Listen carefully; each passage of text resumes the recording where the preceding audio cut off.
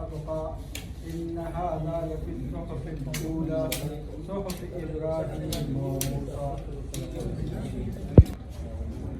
اعوذ باللہ من الشیطان الرجیم بسم اللہ الرحمن الرحیم والعصر ان الانسان لفی خسر الا الذین آمنوا وعملوا الصالحات وتواصوا بالحق وتواصوا بالصبر صدق اللہ العظیم.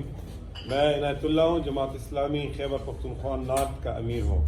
جماعت اسلامی کی جو ایڈمنسٹریٹو تقسیم ہے اس میں اس وقت 4 صوبے تشکیل پائے ہیں.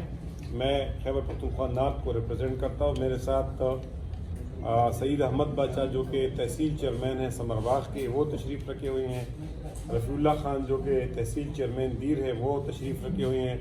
میرے ساتھ نور غلام صاحب ہے جو پشاور کے ولیج کونسل کے چیئرمین ہیں. ایوب قریشی صاحب ہے وہ بھی چیئرمین ہے. اقبال خان صاحب اور سیف الرحمان درانی، حاجی عبدالواحد یہ چیئرمین صاحبان ہیں. میں آپ کو اس پریس بریفنگ کے اندر خوش آمدید کہتا ہوں. میں آپ سے امید رکھتا ہوں کہ یہ ایک بہت ہی مظلوم طبقے کے لیے ہم آج آواز اٹھا رہے ہیں. آپ اس آواز کو اتنا طاقتور بنائیں گے کہ یہ جو ظلم گزشتہ 3 سال سے بلدیاتی اداروں کے ساتھ ہو رہا ہے اس کو خیبر پختونخوا کی پی ٹی آئی کی صوبائی حکومت بند کرے. آپ کو پتہ ہے پاکستان ایک وفاق ہے اور فیڈریشن کے اندر صوبے ہے، فیڈریٹنگ یونٹس ہے، اور فیڈریٹنگ یونٹس کے ساتھ ساتھ آئین کی دفعہ 140A کے تحت بلدیاتی نظام وجود میں آتا ہے. اور بلدیاتی نظام جو ہے وہ ایک آئینی اکائی ہے. پاکستان کی وفاق کے اندر NFC ایوارڈ ہوتا ہے، نیشنل فائنانس کمیشن ایوارڈ ہوتا ہے، اور آرٹیکل 140A کے تحت پھر بلدیاتی ادارے بنتے ہیں، اور بلدیاتی قانون کے ایکٹ کے اندر پھر پروونشل فائنانس کمیشن ایوارڈ ہوتا ہے. جس طرح نیشنل فائنانس کمیشن ایوارڈ کے نتیجے میں ایک عمودی تقسیم ہوتی ہے، ورٹیکل ڈسٹریبیوشن ہوتی ہے، ایک ہارزنٹل ڈسٹریبیوشن ہوتی ہے، یعنی مرکز سے صوبوں کا شیئر مقرر ہوتا ہے اور پھر صوبوں کے اپنے درمیان اس کی تقسیم ہوتی ہے. تو اس طرح صوبوں کے اندر بھی جب صوبے اور ضلعی حکومتوں کے درمیان فنڈز کی تقسیم ہوتی ہے تو ایک ریشو مقرر ہوتی ہے. آپ کو یاد ہوگا کہ 2013 کے اندر لوکل گورنمنٹ ایکٹ پاس ہوا اور میں اس وقت لوکل گورنمنٹ منسٹر تھا. اس ایکٹ کے اندر ہم نے ضلعی حکومتیں قائم کی، تحصیل حکومتیں قائم کی اور ولیج اور نیبرہڈ کونسلز قائم کیے. اور اس کے اندر لکھا گیا تھا کہ جو ڈیولپمنٹ میں 30% فنڈز ہے وہ فنڈز ضلعی حکومتوں کو دیے جائیں گے، اور وہ ایک فارمولے کے تحت جس میں 4 فیکٹرز تھے، اس فارمولے کے تحت ضلعی حکومتوں کو ٹرانسفر ہوتے تھے. میں آپ کو بتاتا چلو کہ 2015 میں الیکشن ہوئی، 2018 تک میں منسٹر رہا، اور 2015 سے 2018 تک 80 ارب روپے پروونشل فائنانس کمیشن کے تحت ہم نے ضلعوں کو ٹرانسفر کیے تھے. میں آپ کو یہ بھی بتاتا چلو کہ اس وقت اس کے علاوہ بھی پروونشل فائنانس کمیشن کے ذریعے سے جو فنڈز تقسیم ہوتے ہیں، اس کے علاوہ بھی بہت مختلف ہیڈز کے اندر ان کو پیسے ٹرانسفر ہوئے تھے. لیکن 2018 کے بعد جب پی ٹی آئی کی حکومت صوبے میں آئی تو انہوں نے 2019 تک ان کو پیسے بھی ٹرانسفر نہیں کیے. جو پروونشل فائنانس کمیشن ہے وہ بھی غیر فعال رہا، اور 2019 میں انہوں نے لوکل گورنمنٹ ایکٹ کو ریڈیکلی چینج کر دیا اور لوکل گورنمنٹ لا جو تھا اس کو عملاً غیر مؤثر بنا دیا. ڈسٹرکٹ ناظم کی پوزیشن ختم کر دی، اور پھر جو امینڈڈ لوکل گورنمنٹ ایکٹ ہے اس کے تحت 2022 میں انہوں نے الیکشن کرائے. 2022 میں جو الیکشن ہوئے اس میں تحصیل چیئرمین اور ڈویژنل ہیڈ کوارٹر کے لیول پہ میئرز کا انتخاب عمل میں لایا گیا. پشاور کے اندر میٹروپولیٹن کارپوریشن بنی، اور صوبے کے اندر کوئی 4200 ولیج اور نیبرہڈ کونسل کا قیام وجود میں آیا.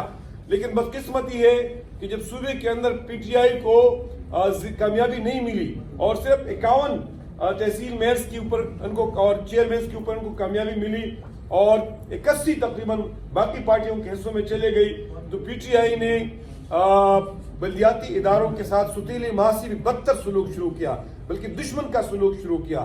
اور گزشتہ 3 سال بلدیاتی نظام کو انہوں نے عملاً غیر فعال بنا دیا ہے، غیر قانونی کام کر رہے ہیں، غیر آئینی کام کر رہے ہیں.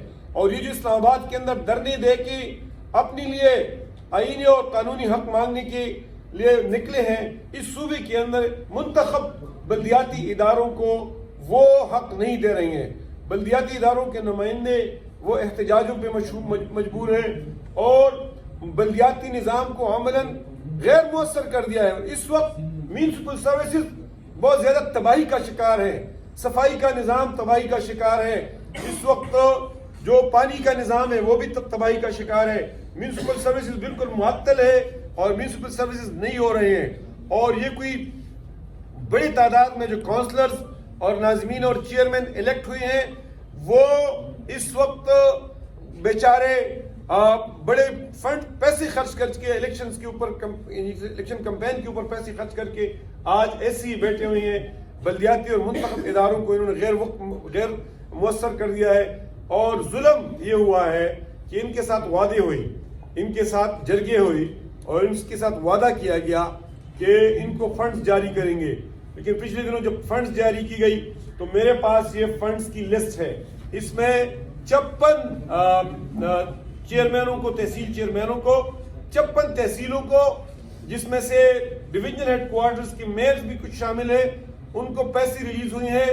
3 ارب 72 کروڑ روپے کے اراؤنڈ پیسے ریلیز ہوئے ہیں. یہ پیسے سارے کے سارے پی ٹی آئی کے چیئرمینوں کو ریلیز ہوئے ہیں اور یہ پیسے ڈسٹرکٹ ڈی سی کو ٹرانسفر ہوئے ہیں. جو ڈی ڈی سی کرے گا یعنی وہ ڈپٹی کمشنر کے ڈسپوزل پہ ہوں گے. مطلب یہ کہ وہاں بھی ان کے ایم پی ایس کا عمل دخل ہوگا، لوکل گورنمنٹ کے فنڈز کے اندر ایم پی اے کا عمل دخل ہوگا. 81 ایسے چیئرمین ہیں کہ جن کو انہوں نے پیسے ٹرانسفر نہیں کیے ہیں. اور اس کے ساتھ ساتھ 4,1200 ولیج اور نیبرہڈ کونسلز ہیں، ان کو بالکل پیسہ ٹرانسفر نہیں کیا ہے. میں اس کو کنڈیم کرتا ہوں، اس کی مذمت کرتا ہوں.